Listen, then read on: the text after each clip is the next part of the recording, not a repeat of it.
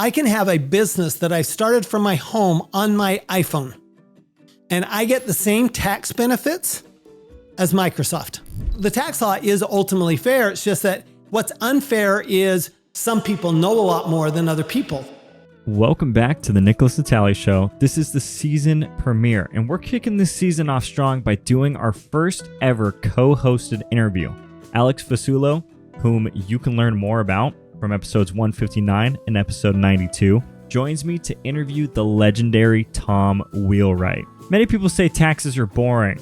Now, death and taxes, womp womp womp, they often go together. I don't say that, and Tom doesn't either. Tom Wheelwright is a CPA, CEO of Wealth Ability, and best-selling author of Tax-Free Wealth. And you'll hear this straight from my mouth. It is a must-read for entrepreneurs. Tom's work has been featured in Entrepreneur, Wall Street Journal, Forbes, Fox, NPR, you name it. Riddle of the week: what do a tick and the Eiffel Tower have in common? Stay tuned to the end of the episode to find out. Let's dive in.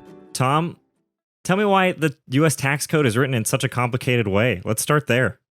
Well, so first of all, let's understand that the tax law, you really only need one line to raise taxes, and that's all income's taxable unless we say it isn't. There's a second line that says nothing's deductible unless we say it is. But the reason the tax law, I think, is complicated is because the government has used the tax law to provide incentives, and they want to be very specific on who gets those incentives and how those incentives happen. And so people tend to, you give them an inch, they take a mile. And so the tax law is actually written as specific as possible to avoid, to really micromanage what goes on. And when you think about it, so the US tax law is 6,000 pages. The British tax law is about double that.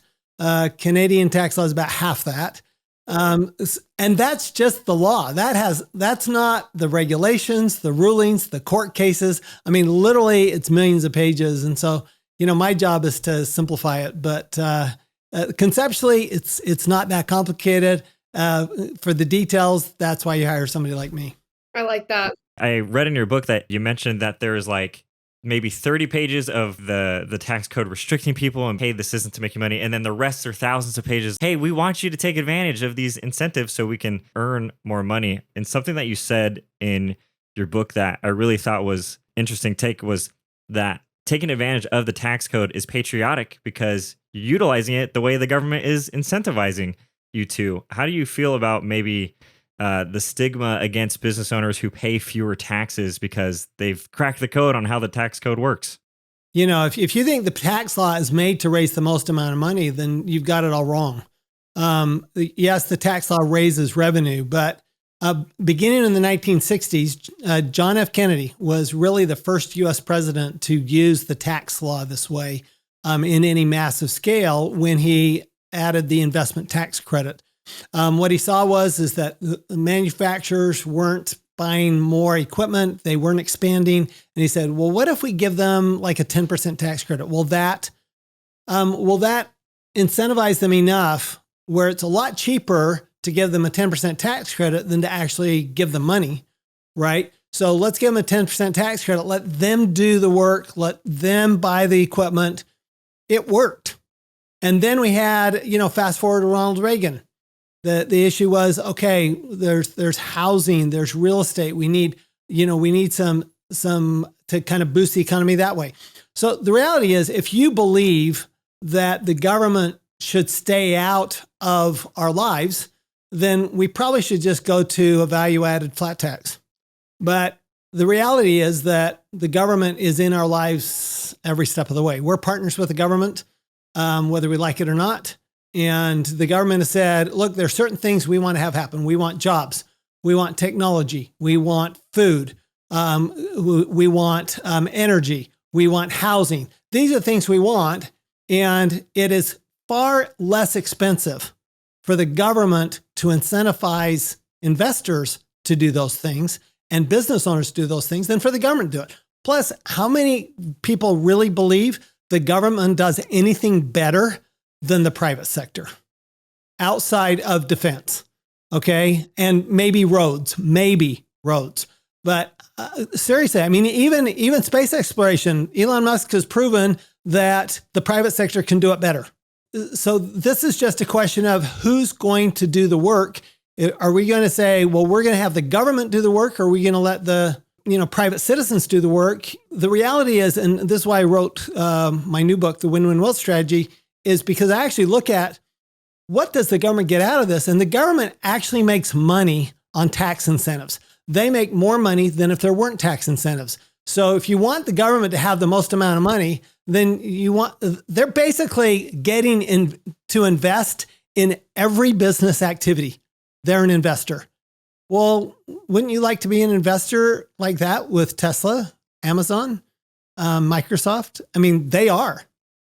And they get to do it by mandate. They don't even have to ask. They just get to do it by mandate. That's the 16th Amendment. It's just a misunderstanding of how the politicians and the government have repurposed the law from purely raising revenue to manipulating the economy. I mean, if you don't want the government to manipulate the economy, I get it.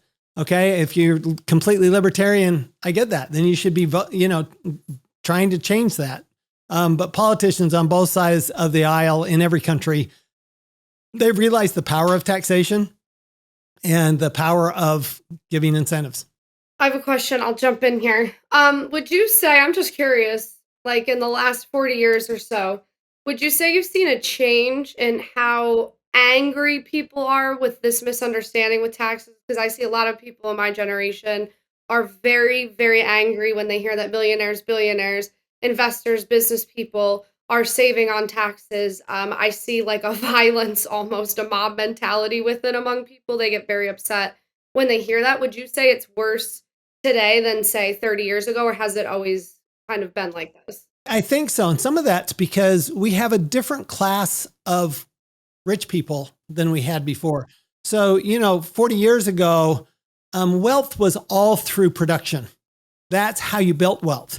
These days, you have wealth built through Wall Street, which I'm not quite sure what Wall Street adds to the world, but maybe something. 40 years ago, you couldn't be a multimillionaire being a college football coach. You couldn't be a multimillionaire being a CEO. That just did not happen. Okay, so now you have really high paid employees. You have people on social media who are making multi-millions of dollars. You have people, you just have this, and it's so in your face, right? I mean, social media puts these people in your face and it's like you can't avoid them. And so they're going, well, wait a minute. Why aren't I getting those incentives? Well, here's the problem. The problem is, of course, schools don't teach this, right? So where are you going to learn it? I mean, basically you have to read my books and that's the only place where you can get it. And that's pretty sad, right? Yeah. And so what goes on is they go, well, wait a minute, that's not fair. Why can't I do it? Well, you can do it. This is my point. The tax law is exactly fair. And it's fair because two people doing exactly the same thing, no matter how big or small they are, get exactly the same result in the tax law.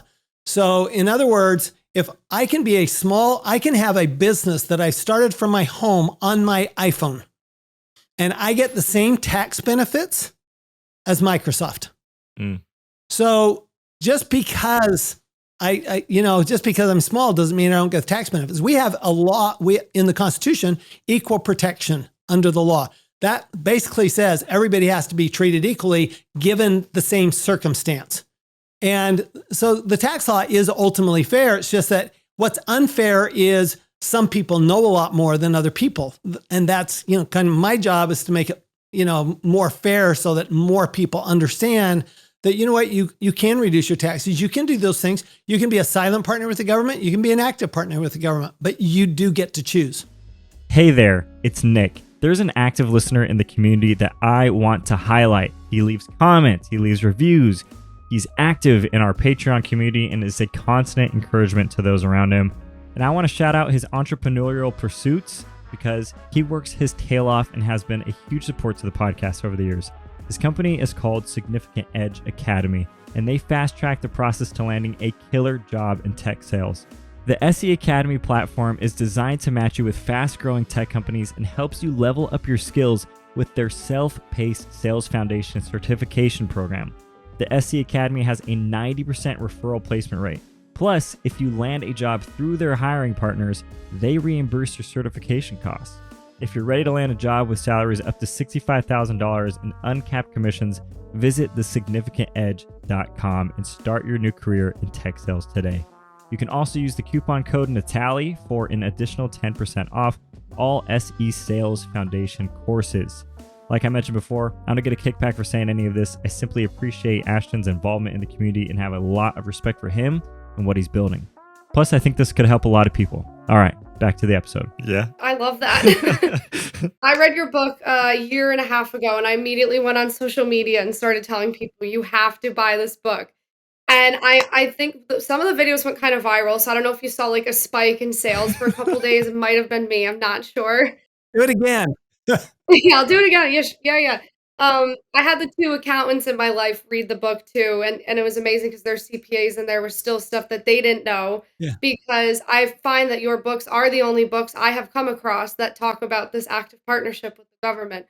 There's tons of books out there about the actual practice of doing taxes and everything, but yours talk about the context of what the government wants people to do, and I haven't found a single other person doing that. And I guess my question is, why? Why do you think that is? Why don't other people want to talk about this? Is actually quite like simple and practical, is what you're saying. Well, it is. But somebody asked me recently, what's my special talent? And it's really that I'm really good at taking something complex and making it simple, and turning something that's negative and making it positive. And I always want to look at the positive side of things. And so, I could probably look at the positive side of death if I can look at the positive side of taxes. But I'm looking at, I just love studying taxes. I love tax law. I think it's fascinating. It's the most complex, set of rules in the world. And I'm going, okay, but it's not that hard. And so, if we can if we can simplify it down so that the average person can say, wait, I get that. The government actually wants me to do certain things. And if I do those, they reward me for doing them.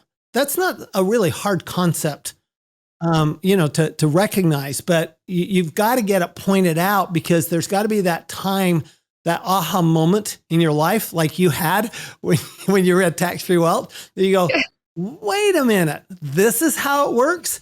And the interesting thing is, you can show it to CPAs, and we'll go, well, yeah, that's how it works. But they're so focused on the details, they can't get out of their way to be looking at, okay, how do I have to explain this to the average person? How can I explain this to a 6-year-old? Yeah. Right. I'll give you a simple example. And this is actually, an example of somebody did this with their kids, and they said, okay, they had 4 kids, and they said, okay, I'm going to give each of you 4 quarters.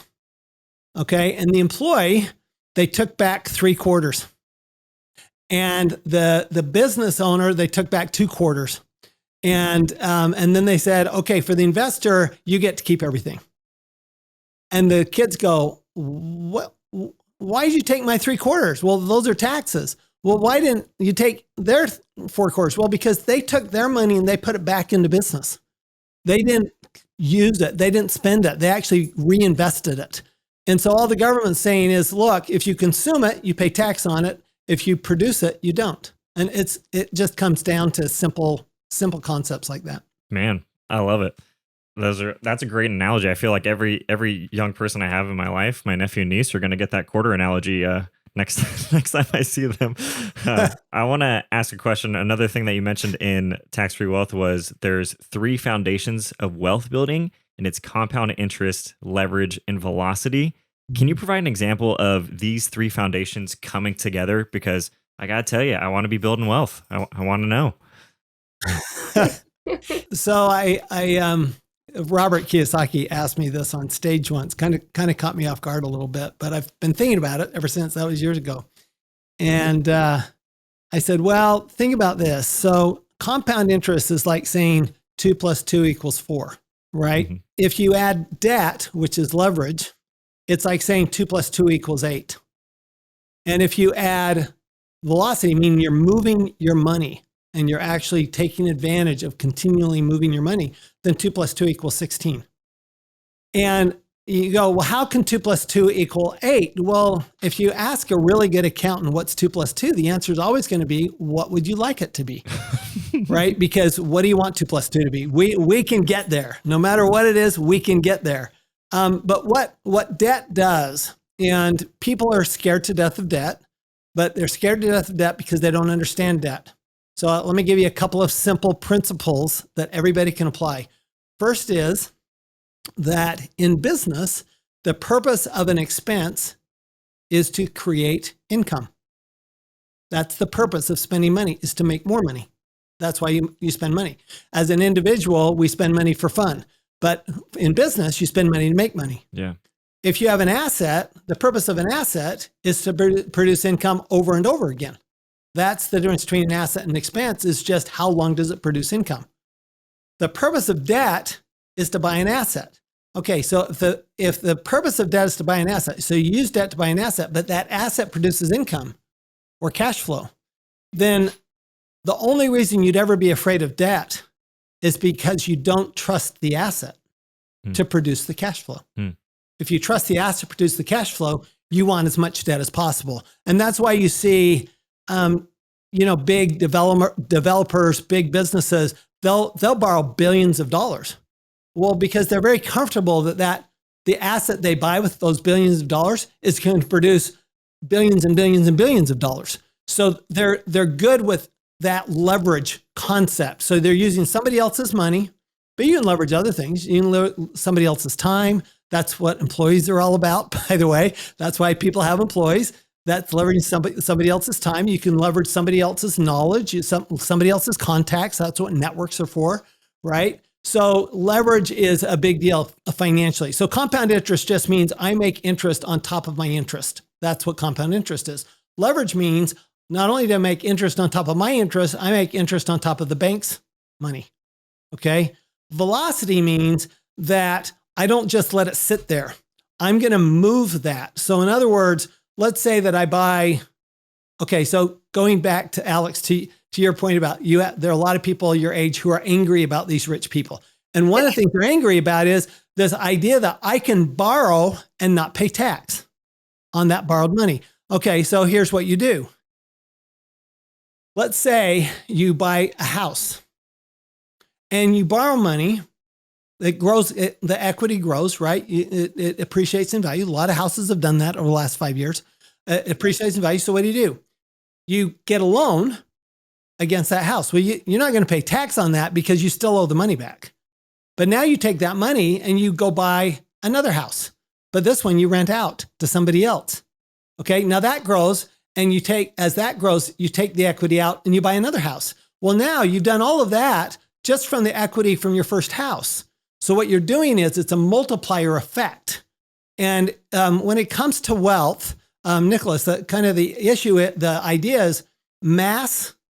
Okay, it's all about how much mass. Mass attracts, right? This is fundamental physics 101. Mass attracts. So the more wealth you have, the more assets you have, the faster they grow. And the more you're moving within those, even you can accelerate that even more. And so you're basically just saying, I'm going to go from 2 plus 2 equals 4 to 2 plus 2 equals 16. And really, one of the major multipliers in that velocity is paying less tax, because tax, remember, the term tax is a drag on, right? If you look at the word tax, I mean, it's either an assessment or it's a drag on whatever it is. It's taxing, right? Oh, I've got this backpack. That's taxing, right? It's the same idea. And that's what taxes do. They literally, heavy taxes are a drag on your wealth building. So one of the keys to massive wealth building is figure out, how do I partner with the government to legally and properly reduce my taxes so that I have more money to invest and continue to, add leverage and add velocity. That's just my brain's just like thinking of all these things I want to do right now with my money I have saved. I have been a freelancer for the last 9 years. That was how I built my initial wealth that I then chose to invest in real estate as my way to get the velocity and everything moving with it.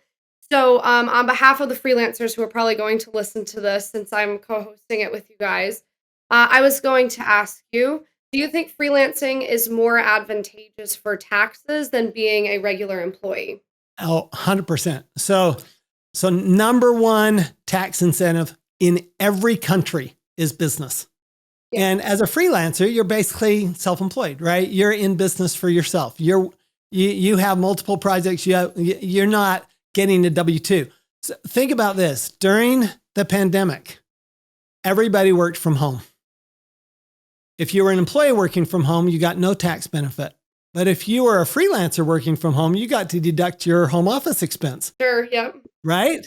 And so all the government's saying is, we have decided, right or wrong, no judgment here, but right or wrong, the government is saying, employees, you get to pay tax. Freelancers, you can pay less tax. Now, there are things you have to do to pay less tax. I mean, a freelancer can actually end up paying more tax because you're both the employer and the employee. So you have to be careful not to pay double tax. And freelancers have to be particularly careful about that. So once you've started a business and you're actually making money as a freelancer or as a business, you really, at that point, you do need a CPA. You do need, you need help, right? Because otherwise you're going to get yourself in trouble and you could actually end up paying a much higher rate than an employee does. So really you get to choose. Once you get the education, you can choose. I'm going to pay a higher rate or a lower rate. And there are just certain things that you do. The way I think of it is, big business pays the least amount of tax. They're at about a 20% tax rate compared to employees at 40%, and self-employed can be as high as 60. Okay, well, if I can behave like a big business, which I'm allowed to, then I can pay tax like a big business. So it's just changing behavior, right? So we just need to know what behavior we need to change. I like to say, if you want to change your tax, you have to change your facts. You just need to know which facts you need to change, which behaviors you need to change. And that's why I write my books, but that's also why I have a network of CPA firms around the country. Yeah. Nicholas, I'm just going to throw in quick and then I'll let you ask the next question. Tom, you definitely probably saved me, I want to say $100,000 last year in taxes after I read your book.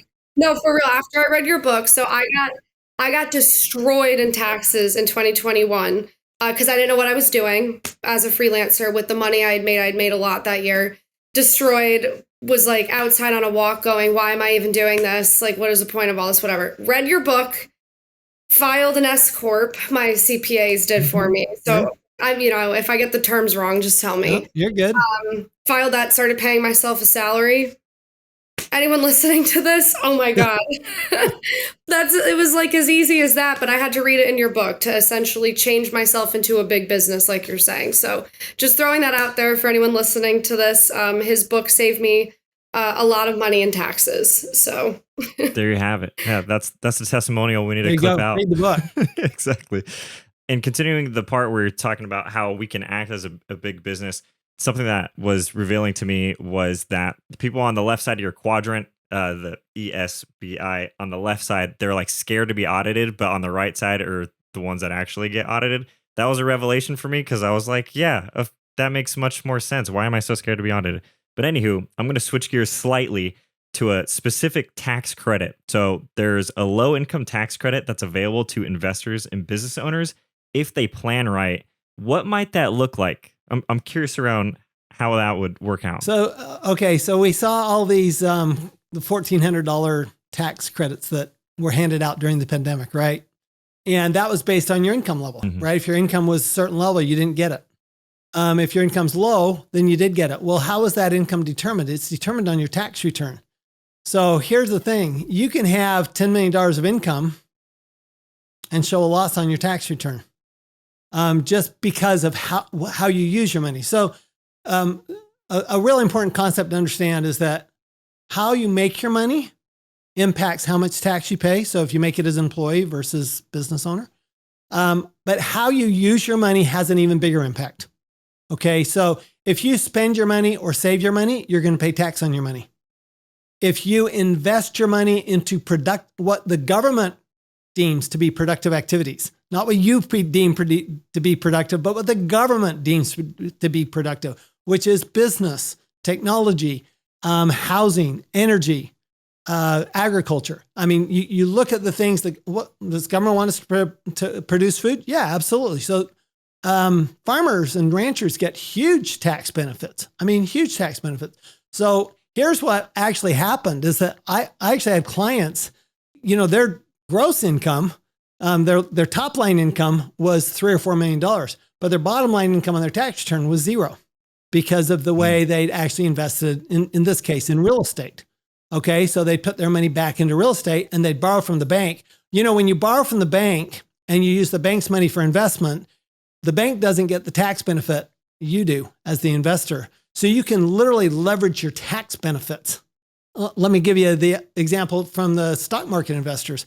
Let's say they have $10 million of Tesla stock and they just go borrow against that Tesla stock and they invest that Tesla stock, that borrowing into, say, real estate, which produces high tax benefits. Well, there's no income on the debt, but there's a tax deduction from the real estate. So what happens with that tax deduction? It offsets their other income. It offsets their business income. Okay, to a limited extent, it can offset their wage income. It can, what you're trying to do is you say, well, I still had all this income, okay, but because I understand what the government wants and I was willing to do it, I actually ended up with on my tax return, I showed no income. That is a very legal thing to do. Okay. I actually have a lot of clients like that. Okay. They get to zero. Well, if you get to zero, you can actually get an earned income credit, which is meant for poor people. Okay. Now I'm not touting that. I'm just saying that it's there. These credits are there that are based on, they're based on your income levels, right? They're based on your taxable income levels. And your taxable income is not your true income. Your taxable income is is the income that the government says you need to report. And that's what they're basing the credits on. So it's an odd thing. It's not something I particularly promote because that's not why you do it, right? You're not trying to get an earned income credit as a multimillionaire. I think that's wrong. I just think the law is wrong. Change the law, right? Okay, but that is the law. So you can't, that does happen. I definitely had millionaire taxpayers who got their $1,400 check and their $2,000 check. And I know you're going, what? Well, but it came off their tax return. Their tax return showed zero. So therefore they got a check. Yeah. Oh my God, that's so baller. It is. It's completely wrong. It's just, what the tax law is what the tax law is. And I'm not out there trying to say it's right or wrong. I'm just saying what it is. Man, I feel like I got to buy every piece of real estate. Listening to this right now, because I feel like a lot of people know, if I get into real estate, if I become a landlord, they know all those deductions, or some people do anyway. But you brought up agriculture. Mm-hmm.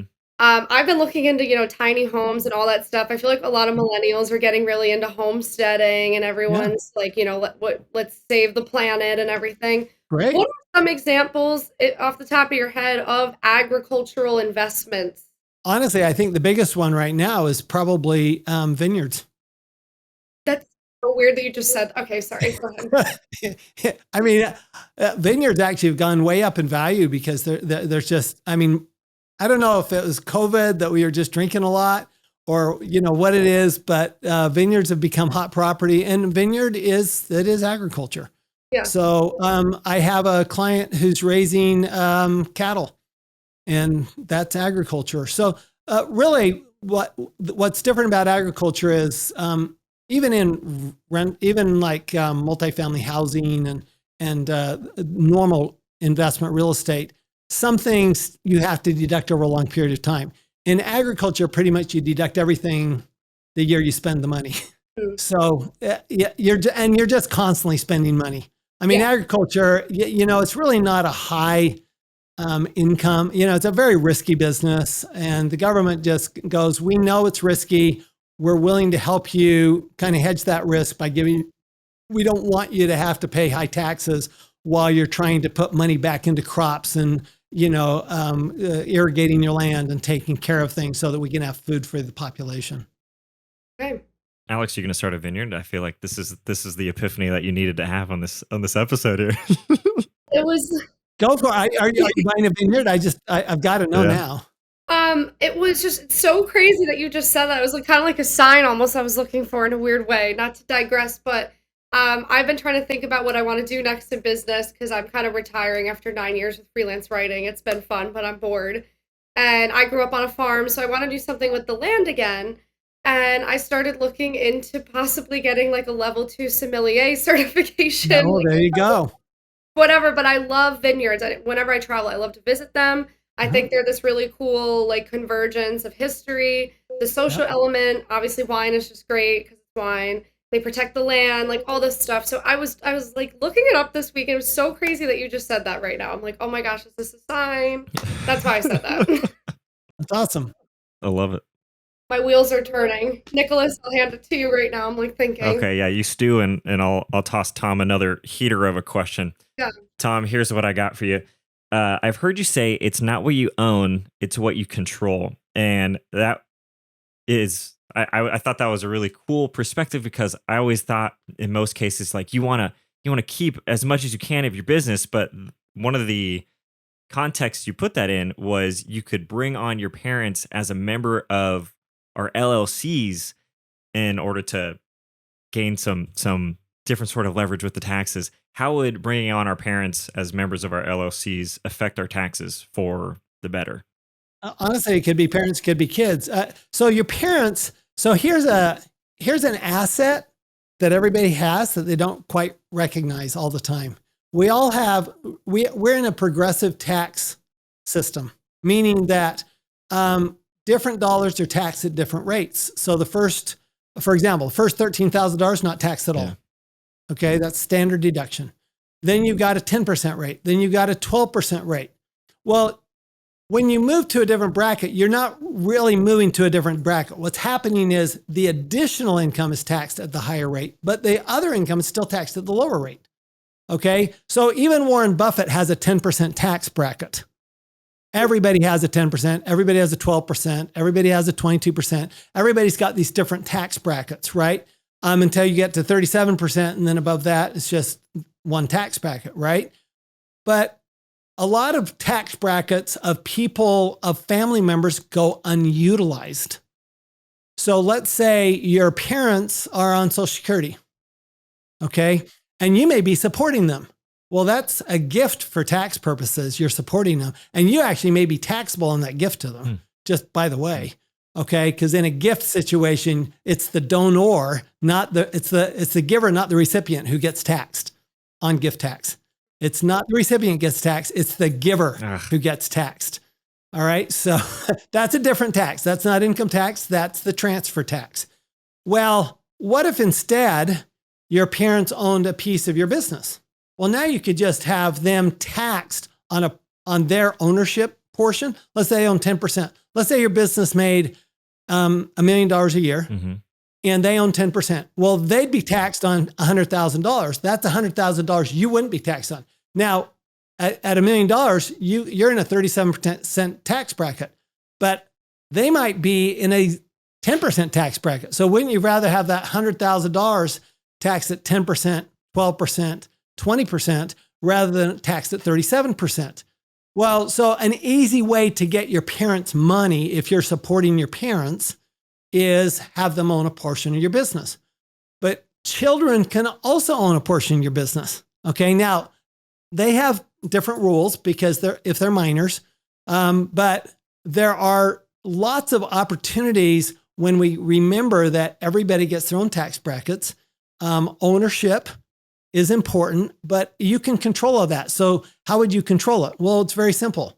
I have, Alex, you were talking about you have an S corporation. Well, an S corporation can have non-voting stock and voting stock. If you own all the voting stock, you can own as little as 2% of the company, and you control the company, right? The 98% has no vote. Well, okay, so your parents have non-voting stock, or your children's trust has non-voting stock. You have the voting stock, you control it. You can vote yourself an additional salary. You can vote yourself a raise. You can get the money out. It's not that hard to get money out. But because of the way the law is structured, that sometimes, for example, if you're a business owner and you're not employing your children in your business, you're missing tax benefits, period.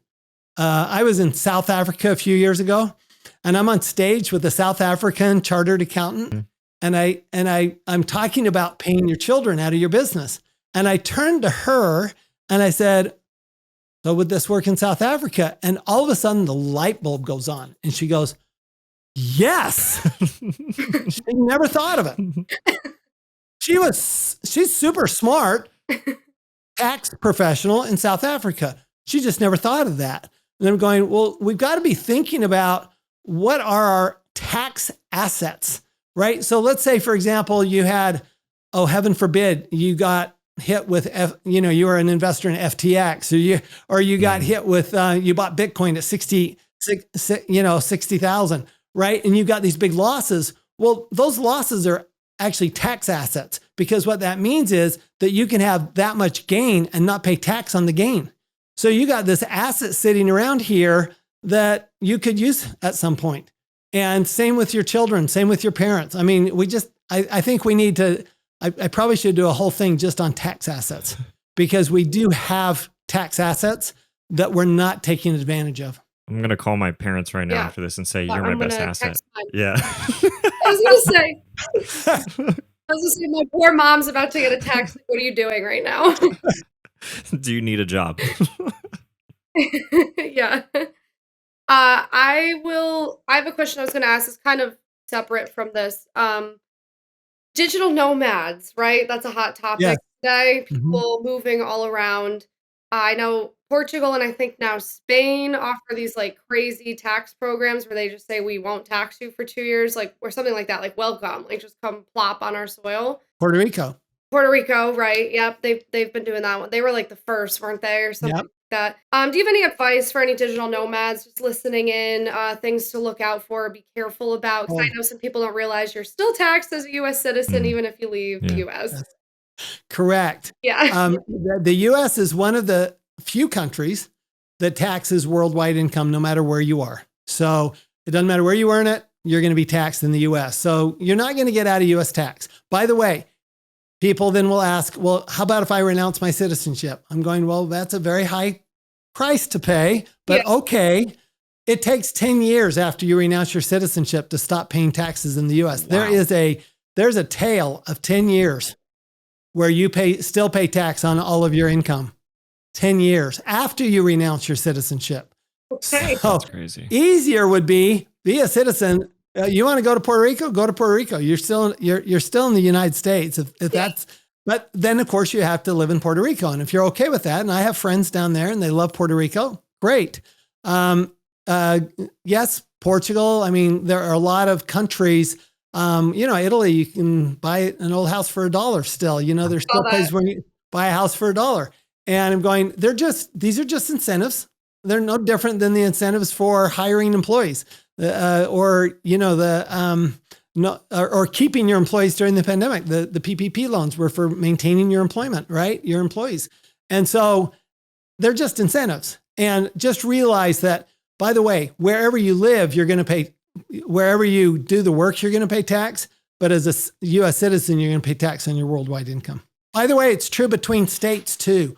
Remember, states have income tax. So a big issue that people are having right now is, I live in Oklahoma, but I'm working in California. Okay. Right. Well, if you spend more than a day or two in California, you're probably paying tax in California too.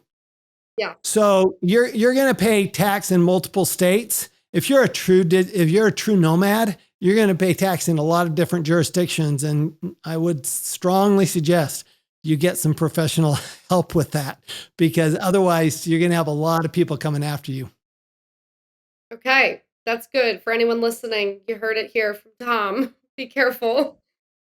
Watch out. Every state government's going to be knocking on your door. I'll hit you with another big question. When's a good time to use a trust? Because I hear that word tossed around quite a bit. Like start a trust, own a trust, get your money out of a trust. Start a trust if you win the lottery, so then your family has to wait 7 years till they get it, stuff like that. When's a good time to use a trust? So let me start with what a trust won't do for you. Okay, because there's a lot of really bad information on trust. And I'm actually seeing a lot of, I had a conversation, this client of mine who's a super smart guy, but fortunately he talks to me about everything before he does it.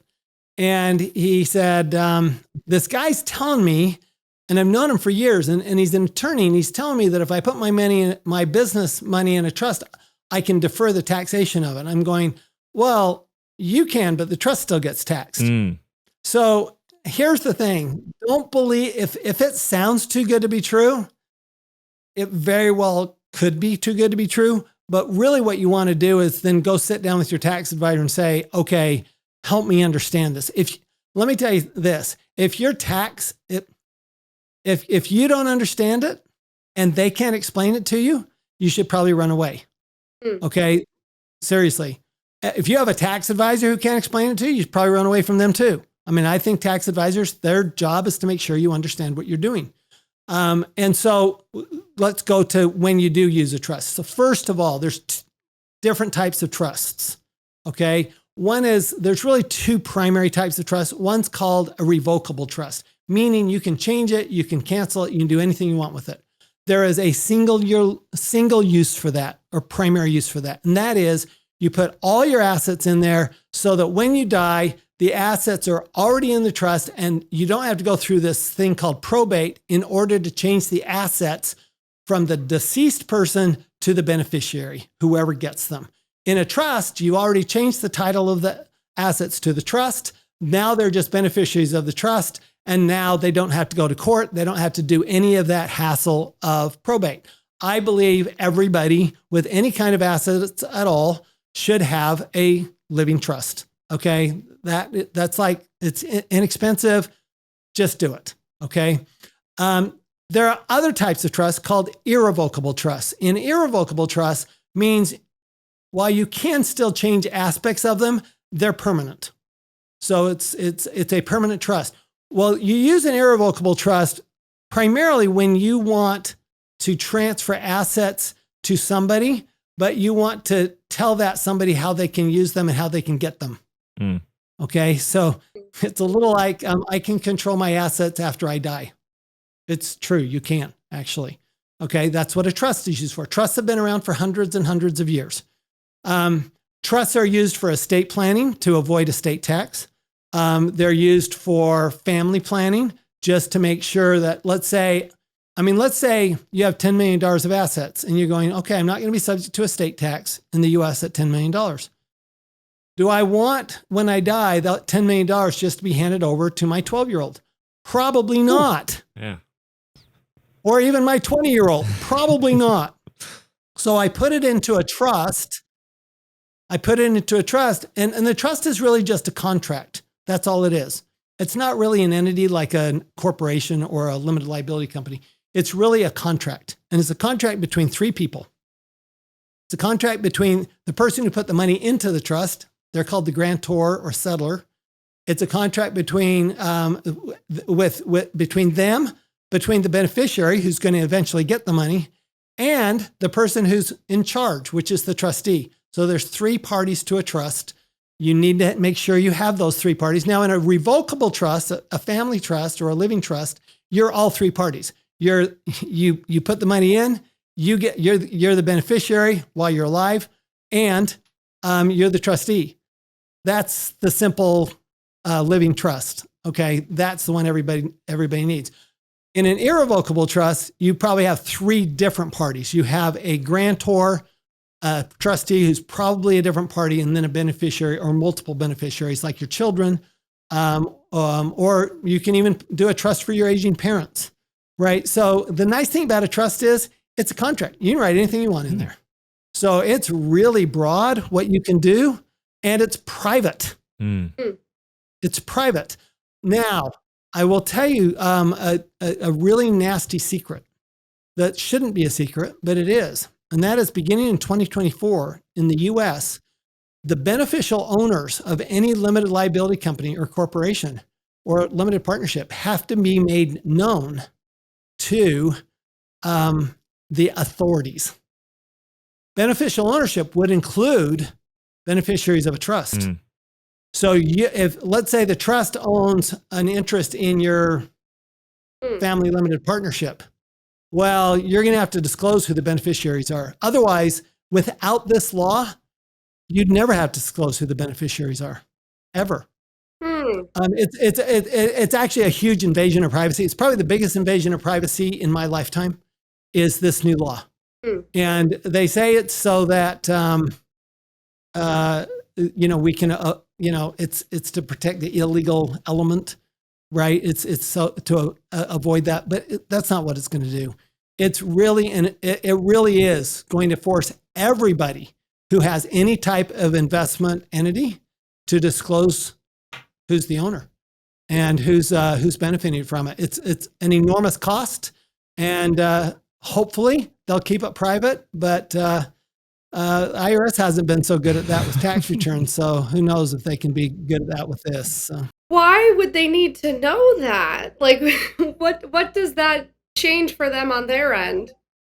Well, they say that what they're doing is they want to know that criminals can't hide assets in these companies, shell companies.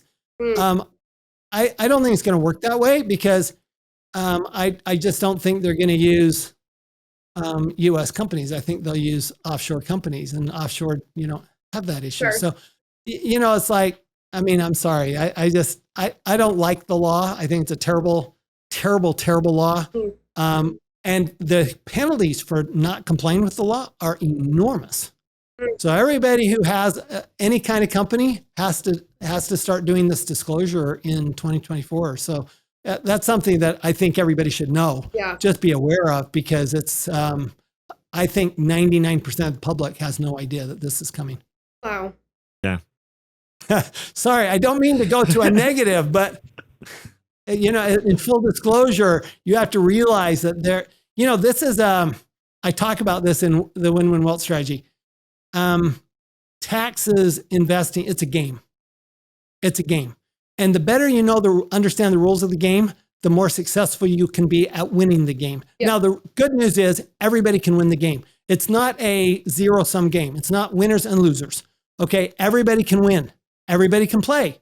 But you're not going to win the game if you don't know the rules, because there are penalties for breaking the rules, right? They can be going to prison. They can be penalties. They can be interest. There's all sorts of penalties for breaking the rules, but the biggest penalty is if you don't know the rules, then you're subject to whatever you're told to do. And so you can't actually do those things the government wants you to do, take advantage of those incentives because you don't understand the rules. And I think the reason that, to go back to your original point, Alex, is that the reason so many people are upset about the rich not paying taxes is because nobody's ever explained to them why. Yeah, exactly. That's a great point. Tom, I have a silly question I'd like to sneak in here with the time that we have. Here's a silly question I got. Do it. So I moved to LA recently, and something that happens when you move to LA, whether you like it or not, is people try to cast you in game shows. That's just part of living here. But something that I hear when you go on a game show that everybody talks about is like, oh, even if you win, the taxes are what's going to get you. You win a car or you win 10 grand, you're getting taxed. So really, why would you even want to win? I want to know, Tom, if you were on a game show and you won some money or a sweet gift like a car, what's my move? I don't want to get caught lacking with these taxes, especially now that I'm in LA. What do I do, Tom? Well, so first of all, you want to win cash if you can win cash. So Jeopardy's better, gotcha. Right? Then let's make a deal, right? Jeopardy's better than let's make a deal, because Jeopardy, you win cash. Let's make a deal. Let's say you win a vacation. Here's the worst one. You win a round the world vacation for two, and it's got a value of $25,000 on it. You pay tax on $25,000. You get a 1099. and the government gets a copy of that saying you owe tax on $25,000. I challenge you to sell that vacation for $25,000. You're not going to. If you're going to have to come up with $10,000 to go on that vacation because you're going to pay tax on that $25,000. So again, you want to be very careful about which door you pick on Let's Make a Deal so that you get something you can sell. Now, if you get a car, great. I can sell a car just like that. No problem. Okay. That's an easy, that I can pay the tax on that car, or I might just want the car. Right. But just recognize that here's a big mistake people make. They say, well, if they don't have to report it to me, I don't have to pay tax on it. That is false. All income is taxable. Rule number one, all income is taxable unless the government says it isn't. Well, the government says all income's taxable unless it's something like from life insurance. I mean, there are very specific examples of non-taxable income. But guess what? Game show prizes are not one of them. So everything's taxable, whether they report it to you or not. But the reality is on a game show, if you're lucky, it's going to be over $600. If it's over $600, they're going to report it to you, and they're going to report it to the government too. Nice. Now I know. Now, Nicholas, choose your game shows carefully. Yeah. Cash winnings only. They're not all created equal. Deal. My strategy for getting casted is way different. I had a question pop into my head. Tom, is there something that you would have advised your clients to invest in tax benefit wise, say like in the 80s, that you see possibly in the future 2020s not being something that you would back anymore based on like changing laws, the government getting a little more strong army today? There was major law changes in 1986. Prior to 1986, we had a lot of tax shelters. I'm a big believer in a niche will make you rich. Big believer in that. I mean, you're a freelance writer. You're not a freelance everything, right? You're a freelance writer. You're really good at that freelance writing. You've made your money being really good at one thing. Right. That's true with most people. They get really good at one thing. That's where they make their money. And then they think that they can diversify and make a lot of money investing diversified. Well, that doesn't make any sense. You make your money in one thing. So it's not the investment that makes you rich. It's how good an investor you are that makes you rich. Right. So you actually the narrower your focus on investing, the more successful you're going to be, because you're going to get to know that investing really, really well. I've tried them all. I will tell you, I want to be able to talk to my clients. So I just try it. And, whether I make money or not, I try it. Right. So I actually had my Series 7 investment license for like 2 weeks. And I said, I just want to understand. And then I gave it up because I didn't want to do it, but I wanted to understand. Right. Because I love the education. But my investing is all business, and that's a very specific business. It's financial education business. And so that's my business. That's where I put my money. I'd rather put my money there. I'd rather put my money into software to build that relates to my financial education business. So first of all, business is always good. Okay. I would say kind of the new big thing, of course, is renewable energy. That's the new big thing. There are huge tax benefits to it, tax write-offs, tax credits. I will tell you, I think if you could own a convenience store right now that you could put charging stations in and solar on the top, it'd be like gold from a tax standpoint. So there are, you have new things. Real estate's been tax incentivized in most countries for 40 years. Business has always been and always will be. All right. Technology, it depends on where you are. Technology is much more highly incentivized in certain countries like South Africa, Singapore, France, than it is in the United States. That might be one reason why Airbus is doing so much better than Boeing. I don't know. But there is some part of that, right? You really, I think you do something from an investment standpoint that you think is really good, but make sure that it's productive. So if you invest in derivatives, which is like the stock market is a derivative of the actual business, right? Then you're not going to get the same tax benefit as if you invest directly in the production. So whether that's, if you're investing in fossil fuels, don't invest in Exxon, invest in the oil well. If you're investing in solar, don't invest in a solar company, invest in solar panels. right? So that's really all the government's saying is that make your investment really in the raw actual production phase of it, and you get the big tax benefits. If you do it in some, derivative phase, you're not going to get the same tax benefits. Thank you. I just wrote all of that down, and I feel like somewhere someone normally had to pay you for that. So I really appreciate that. Someone probably had to pay for that. So thank you. You're welcome. Before I let Alex take it home with the final question, Tom, I want to say thank you for coming on and sharing all of your knowledge, because you really doing a great service to everyone. I mean, going through your book, it's like going through a gold mine. Yeah. You're giving us our money back. Like that's such a great service to be a part of, and Truly. I think it's big impact. I've got an enhanced version of it coming out this fall, so take a look at that, because I've actually done a lot of rewrite. I will be buying that and posting reels and TikToks about it. There you go. Okay, so I will ask the final question here. This is kind of a meaning of life question to wrap things up. What does it mean to you, Tom, to live a fulfilling life? Honestly, I think fulfilling is different for different people. Right.